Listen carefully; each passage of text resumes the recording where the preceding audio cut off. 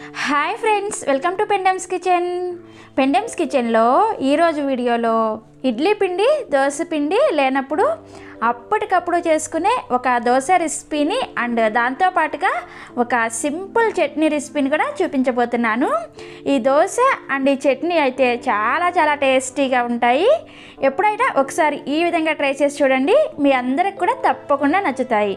So ఇక late చేయకుండా ఈ ఇన్స్టెంట్ దోశని అండ్ చట్నీని ఎలా తయారు చేసుకోవచ్చో ఈ వీడియోలోకి వెళ్ళి చూసేయండి. ఫస్ట్ దోశల పిండిని ప్రిపేర్ చేసుకోవడం కోసం ఇలా ఒక గిన్నెని తీసుకొని అందులోకి 3 కప్పుల మరమరాలను వేసుకోండి. ఇక్కడ నేను కప్పుతో తీసుకుంటున్నాను, మీరు కావాలంటే ఇదే విధంగా గ్లాస్తో కూడా తీసుకోవచ్చు. సో ఇలా 3 కప్పుల మరమరాలని గిన్నెలోకి వేసుకున్న తర్వాత ఇందులోకి నీళ్ళని పోసుకొని ఈ మరమరాలు మునిగే వరకు నీళ్ళని పోసుకొని వీటిని బాగా శుభ్రంగా కడుక్కోవాలన్నమాట. వీటిపైన డస్ట్ అలాంటిది ఉంటుంది కదా, ఆ డస్ట్ అంతా కూడా పోయే వరకు ఒకసారి శుభ్రంగా కడిగేసుకోండి. ఇలా మరమరాల్ని శుభ్రంగా ఒకసారి కడిగిన తర్వాత ఈ నీళ్ళన్నీ కూడా వంపేసుకొని మళ్ళీ తిరిగి ఫ్రెష్ నీళ్ళని వేసుకొని ఈ మరమరాల్ని ఒక 15 నిమిషాల పాటు నానపెట్టుకోండి. ఈ గిన్నెని పక్కన పెట్టేసుకొని ఇప్పుడు ఇంకొక గిన్నెని తీసుకొని అందులోకి మీరు ఏ కప్పుతో అయితే మరమరాలను వేసుకున్నారో సేమ్ అదే కప్పుతో 1 కప్పు బొంబాయి రవ్వను వేసుకోండి. మనం ఉప్మా చేసుకుంటాం కదా, ఆ రవ్వ అనమాట. 1 కప్పు బొంబాయి రవ్వని గిన్నెలోకి వేసుకున్న తర్వాత ఇందులో కూడా నీళ్ళని పోసుకొని ఒకసారి శుభ్రంగా చేత్తో ఈ విధంగా కడుక్కోండి. ఇలా కడిగిన తర్వాత 1-2 నిమిషాల పాటు అలా వదిలేసేయండి. అలా వదిలేసారంటే మనకి రవ్వ అనేది కిందకి వెళ్ళిపోతుంది అండ్ నీళ్లు పైకి తేలుతాయి అన్నమాట. మీరు వెంటనే కనుక ఈ నీళ్ళని వంచేసారంటే ఈ నీళ్ళతో పాటుగా రవ్వ కూడా వెళ్ళిపోతుంది అనమాట. సో అందుకని 2 నిమిషాలు వెయిట్ చేసిన తర్వాత ఈ పైన నీళ్ళు ఈ విధంగా తేలుతాయి. ఈ నీళ్ళని వంచేసుకొని ఈ రవ్వలో కూడా మళ్ళీ ఫ్రెష్ వాటర్ని వేసుకొని ఈ రవ్వను కూడా ఒక 10 నిమిషాల పాటు నానబెట్టుకోవాలి. ఈ మరమరాలు అండ్ రవ్వ నానే లోపల మనం దీనిలోకి ఒక మంచి చట్నీని ప్రిపేర్ చేసుకుందాము. ఈ చట్నీని ప్రిపేర్ చేసుకోవడానికి ఫస్ట్ ఇలా ఒక గిన్నెని తీసుకొని అందులోకి ఒక చిన్న నిమ్మకాయ సైజ్ అంతా చింతపండుని వేసుకొని ఈ చింతపండుని శుభ్రంగా ఒకసారి కడుక్కోండి. ఇలా కడిగిన తర్వాత మళ్ళీ తిరిగి ఇందులోకి చింతపండు మునిగే వరకు నీళ్ళని పోసుకొని పక్కన పెట్టేసుకోండి. ఈ చింతపండు నానే లోపల మనం మిగతా ప్రాసెస్ని చేసుకుందాము. స్టవ్ ఆన్ చేసి ఇలా ఒక ప్యాన్ పెట్టుకొని అందులోకి 1 టీ స్పూన్ నూనెని వేసుకోండి. నూనె వేడయిన తర్వాత ఇందులోకి 2 టేబుల్ స్పూన్ల మినపప్పుని వేసుకొని ఈ మినపప్పుని మీడియం ఫ్లేమ్లోనే కొద్దిగా లైట్గా రంగు మారే వరకు వేయించుకోవాలి. మధ్యలో కలుపుకుంటూ వేయించుకోండి, లేదంటే ఈ మినపప్పు అనేది మాడిపోతుంది అనమాట. సో అందుకని కలుపుకుంటూ చక్కగా లైట్గా రంగు మారే వరకు వేయించుకోవాలి. ఇక నేను మీకు మినపప్పు చక్కగా ఫ్రై అయిన తర్వాత చూపిస్తున్నాను, చూసారా? ఈ విధంగా వేయించుకోవాలి. ఇలా వేయించుకున్న మినపప్పుని ఒక ప్లేట్లోకి తీసుకొని పక్కన పెట్టేసుకోండి. ఇప్పుడు మళ్ళీ తిరిగి అదే ప్యాన్ స్టవ్ మీద పెట్టుకొని ఇంకొక టీ స్పూన్ నూనెని వేసుకోండి. నూనె వేడయిన తర్వాత ఇందులోకి ఒక మీడియం సైజ్ ఉల్లిపాయని ఈ విధంగా కొంచెం పెద్ద ముక్కలుగా కట్ చేసుకొని వేసుకోండి. అండ్ అలానే 2 వెల్లుల్లి రెబ్బలను కూడా పైన పొట్టు తీసేసి వేసుకొని ఈ ఉల్లిపాయని మీడియం ఫ్లేమ్లోనే కొద్దిగా మెత్తపడే వరకు వేయించుకోవాలి. ఈ ఉల్లిపాయ మనకి ఎలాంటి కలర్ రావాల్సిన అవసరం లేదనమాట, జస్ట్ అది కొద్దిగా మెత్తగా అయిపోతే సరిపోతుంది. సో ఉల్లిపాయ మనకి ఈ విధంగా మెత్తగా అయిన తర్వాత ఇప్పుడు ఇందులోకి మీ కారానికి తగ్గట్టుగా 6 లేదా 7 ఎండుమిర్చిని వేసుకొని ఈ ఎండుమిర్చిని కూడా ఒక 2 నిమిషాల పాటు మీడియం ఫ్లేమ్లో వేయించుకోవాలి. సో చూసారా, ఎండుమిర్చి కూడా ఈ విధంగా ఫ్రై అయిన తర్వాత స్టవ్ ఆఫ్ చేసేసి ఈ మిశ్రమాన్ని పూర్తిగా చల్లారనివ్వాలి. సో మనకి ఈ ఉల్లిపాయ మిశ్రమం అనేది పూర్తిగా చల్లారిన తర్వాత ఇలా ఒక మిక్సీ జార్ని తీసుకొని అందులోకి మనం ముందుగా ఫ్రై చేసుకున్న మినపప్పుని వేసుకోండి. అండ్ అలానే మనం ఫ్రై చేసుకున్న ఎండుమిర్చిని ఈ విధంగా సగానికి తుంచుకొని వేసుకోండి. ఇలా వేసుకున్నారంటే మనకి ఈ ఎండుమిర్చి ఈజీగా బాగా మెత్తగా గ్రైండ్ అయిపోతాయి అనమాట. సో అందుకని ఇలా తుంచుకొని వేసుకోండి. తర్వాత ఇందులోనే ఈ ఉల్లిపాయను కూడా వేసేసుకొని మనం ముందుగా నానబెట్టుకున్న చింతపండు ఉంది కదా, ఆ చింతపండుని నానబెట్టుకున్న నీళ్ళతో సహా వేసేసుకోండి. ఇందులో మీ రుచికి సరిపడా ఉప్పుని వేసేసుకొని ఈ చట్నీని బాగా మెత్తగా గ్రైండ్ చేసుకోవాలి. ఇక్కడ నేను మీకు గ్రైండ్ చేసిన తర్వాత చూపిస్తున్నాను, చూసారా? మనకి చట్నీ కన్సిస్టెన్సీ అనేది ఈ విధంగా ఉండాలి. ఇలా గ్రైండ్ చేసుకున్న చట్నీని ఒక గిన్నెలోకి వేసుకొని ఇప్పుడు ఈ చట్నీకి తాలింపు పెట్టుకోవడం కోసం స్టవ్ ఆన్ చేసి సేమ్ అదే ప్యాన్ పెట్టేసుకొని అందులోకి 1 టీ స్పూన్ నూనెని వేసుకొని వేడి చేసుకోండి. నూనె వేడయిన తర్వాత మంటని లో ఫ్లేమ్లోకి పెట్టుకొని ఇందులోకి 1/2 టీ స్పూన్ ఆవాలు, 1/2 టీ స్పూన్ మినప్పప్పు అండ్ అలానే 2 ఎండుమిర్చి, కొద్దిగా కరివేపాకును వేసుకొని ఈ తాలింపుని లో ఫ్లేమ్లోనే చక్కగా ఈ పప్పులు లైట్గా కలర్ చేంజ్ అయ్యే వరకు వేయించుకోవాలి. ఇక నేను మీకు తాలింపు అంతా కూడా ఫ్రై అయిన తర్వాత చూపిస్తున్నాను, చూసారా? ఈ విధంగా ఫ్రై చేసుకొని మనం ముందుగా గ్రైండ్ చేసుకున్న చట్నీలో ఈ తాలింపుని వేసుకొని కలుపుకున్నారంటే మనకి ఎమ్మీగా టేస్టీగా ఉండే మినప్పప్పు ఉల్లిపాయ పచ్చడి రెడీ అయిపోయింది. చూసారా ఎంత సింపుల్గా ప్రిపేర్ చేసుకోవచ్చో?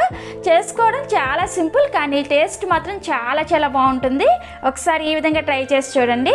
సో మనకి చట్నీ ప్రాసెస్ అయ్యే లోపల ఈ మరమరాలు అండ్ బొంబాయి రవ్వ చక్కగా నానిపోయి ఉంటాయి. ఇప్పుడు వీటిని గ్రైండ్ చేసుకోవడానికి ఇలా ఒక మిక్సీ జార్ని తీసుకొని అందులోకి మనం నానబెట్టుకున్న మరమరాల్లో నుంచి నీళ్ళని గట్టిగా పిండేసి ఈ మిక్సీ జార్లోకి వేసుకోండి. నీళ్ళతో సహా వేసుకోవద్దు, ఇలా పిండి వేసుకోవాలన్నమాట. సో మరమరాల్ని ఇలా మిక్సీ జార్లోకి వేసుకున్న తర్వాత ఇదే మిక్సీ జార్లోకి మనం నానబెట్టుకున్న రవ్వలో నుంచి ఎక్స్ట్రా నీళ్ళన్నీ కూడా వంచేసుకొని ఈ రవ్వను కూడా ఇందులోకి వేసేసుకోండి.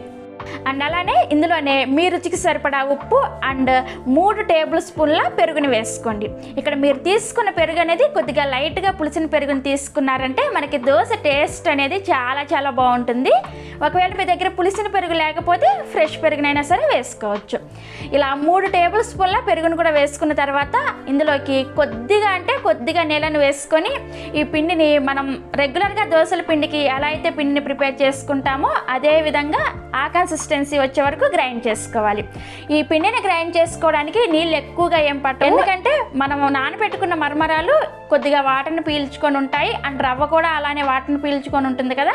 సో అందుకని మనం గ్రైండ్ చేసుకోవడానికి చాలా తక్కువ నీళ్ళు పడతాయి, కాబట్టి చూసుకొని నీళ్ళను వేసుకొని గ్రైండ్ చేసుకోవాలి. అలా కాకుండా మీరు ఒకేసారి నీళ్ళని పోసేసి గ్రైండ్ చేసుకున్నారంటే పిండి అనేది జారైపోతుంది. సో అందుకని చూసుకొని జాగ్రత్తగా కొద్దిగా నీళ్ళని పోసుకొని గ్రైండ్ చేసుకోవాలి. ఇక నేను మీకు పిండిని గ్రైండ్ చేసిన తర్వాత చూపిస్తున్నాను, చూసారా? మనకి పిండి కన్సిస్టెన్సీ అనేది ఈ విధంగా ఉండాలన్నమాట. ఇలా గ్రైండ్ చేసుకున్న పిండిని ఒక గిన్నెలోకి వేసుకోండి. వేసుకొని ఇందులోకి 1/4 టీ స్పూన్ అంతా వంట సోడాని వేసుకోండి. సో ఇలా వంట సోడాని వేసుకున్న తర్వాత ఈ వంట సోడా పిండిలో కలిసేటట్లుగా చక్కగా కలిపేసుకోండి. ఇలా కలిపేసుకుంటే మనకి దోశల పిండి రెడీ అయిపోయినట్లే. సో ఇక లేట్ చేయకుండా ఈ పిండితోటి మనం దోశలు వేసేసుకుందాము. దోశలు వేసుకోవడానికి స్టవ్ ఆన్ చేసి దోశల పెనాన్ని పెట్టుకొని పెనాన్ని మీడియం ఫ్లేమ్లో వేడి చేసుకోవాలి. పెనం వేడైన తర్వాత ఇలా కొద్దిగా నీళ్ళని చిలకరించుకొని ఒక టిష్యూ పేపర్తో కానీ లేదంటే కాటన్ క్లాత్తో కానీ క్లీన్ చేసేయండి. ఇలా క్లీన్ చేయడం వల్ల మనకి దోశ అనేది బాగా క్రిస్పీగా వస్తుంది అనమాట. ఇప్పుడు మంటని లో ఫ్లేమ్లోకి పెట్టుకొని మనం ప్రిపేర్ చేసుకున్న పిండిని ఇలా ఒక గరిటె తీసుకొని దోశలాగా పల్చగా స్ప్రెడ్ చేసుకోండి. దోశ చూసారా ఎంత పల్చగా వస్తుందో? సో ఇలా దోశని స్ప్రెడ్ చేసుకున్న తర్వాత ఇప్పుడు మంటని మీడియం ఫ్లేమ్లోకి పెట్టుకొని దోశ పైన పిండి అంతా కూడా ఉడికే వరకు ఉడికించుకోవాలి. సో దోశ పైన ఈ విధంగా పచ్చిదనం పోయిన తర్వాత 1 టీ స్పూన్ ఆయిల్ని వేసుకొని ఇలా దోశ అంతా కూడా స్ప్రెడ్ చేసుకోండి. ఇలా స్ప్రెడ్ చేసుకోవడం వల్ల మనకి దోశ అంతా కూడా ఈవెన్గా చక్కగా ఎర్రగా కాలుతుంది అనమాట. సో చూసారా, నేను ఇక్కడ దోశ అంతా కూడా ఎర్రగా కాలిన తర్వాత చూపిస్తున్నాను. ఈ విధంగా కాల్చుకున్న తర్వాత మీరు కావాలంటే ఈ దోశని రెండో వైపు కూడా తిప్పుకొని కొద్దిసేపు కాల్చుకోవచ్చు, లేదంటే ఇదే విధంగా కూడా తీసేసుకోవచ్చు. సో 2 వైపులు కూడా దోశ కాలిన తర్వాత మీకు చూపిస్తున్నాను, చూసారా ఎంత క్రిస్పీగా వచ్చిందో? ఇదే విధంగా మిగిలిన పిండితో కూడా దోశలు వేసేసుకోవడమే. అండ్ అలానే ఈ దోశల పిండితో 2-3 రకాలుగా దోశలు వేసుకోవచ్చు. అవి ఎలా వేసుకోవచ్చో నేను చూపిస్తాను చూడండి. ఎప్పుడైనా సరే మీరు క్రిస్పీ దోశ కావాలంటే ప్రతిసారి కూడా దోశ వేసుకునే ముందు ఇలా నీళ్ళని చిలకరించుకోండి. ఇలా నీళ్ళని చిలకరించుకొని టిష్యూ పేపర్తో క్లీన్ చేసుకున్నారంటే మనకి ప్యాన్ అనేది చక్కగా క్లీన్ అయిపోయి దోశ అనేది క్రిస్పీగా వస్తుంది అనమాట. ఇలా క్లీన్ చేసుకున్న తర్వాత మంటని లో ఫ్లేమ్లోకి పెట్టుకొని ఇప్పుడు నార్మల్గా మనం దోశ ఎలా అయితే వేసుకుంటామో అదే విధంగా వేసేసుకోండి.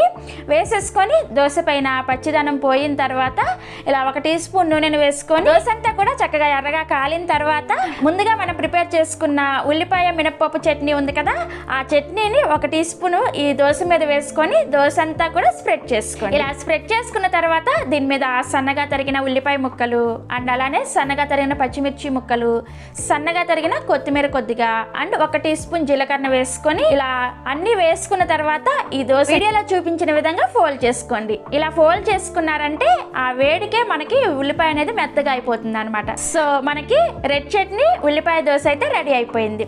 ఇప్పుడు ఇదే పిండితో దోశని పల్చగా వేసేసుకొని ఈ విధంగా మసాలా దోశలాగా కూడా స్ప్రెడ్ చేసుకోవచ్చు. దోశ చూసారా ఎంత క్రిస్పీగా ఎంత ఎర్రగా వచ్చిందో. ఈ దోశకి మధ్యలో మీరు ఆలు మసాలా పెట్టుకొని సర్వ్ చేసుకున్నారంటే చాలా చాలా టేస్టీగా ఉంటుంది. అండ్ అలానే 4వ రకం వచ్చేసి ఇలా దోశను వేసుకొని దోశ అంతా కూడా క్రిస్పీగా కాలిన తర్వాత కత్తిరితో కానీ లేదంటే కత్తితో కానీ దోశని ఈ విధంగా మధ్య వరకు కట్ చేసుకోండి. కట్ చేసుకొని ఈ విధంగా కోన్ షేప్లో తిప్పుకున్నారంటే మనకి కోన్ దోశ కూడా రెడీ అయిపోతుంది.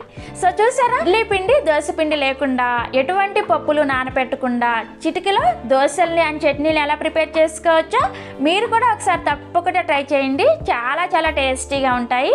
ట్రై చేసిన తర్వాత మీకు ఎలా వచ్చాయో కూడా కింద కామెంట్ సెక్షన్లో నాతో షేర్ చేసుకోండి. అలాగే ఈ వీడియో కనుక మీకు నచ్చినట్లయితే ఒక లైక్ చేసి మీ ఫ్రెండ్స్కి రిలేటివ్స్ కూడా షేర్ చేయండి. మరిన్ని Emmy tasty and quick recipes కోసం పెండెమ్స్ కిచెన్ని సబ్స్క్రైబ్ చేసుకోండి అండ్ పక్కనే వచ్చిన గంటను కూడా నొక్కండి. Thanks for watching.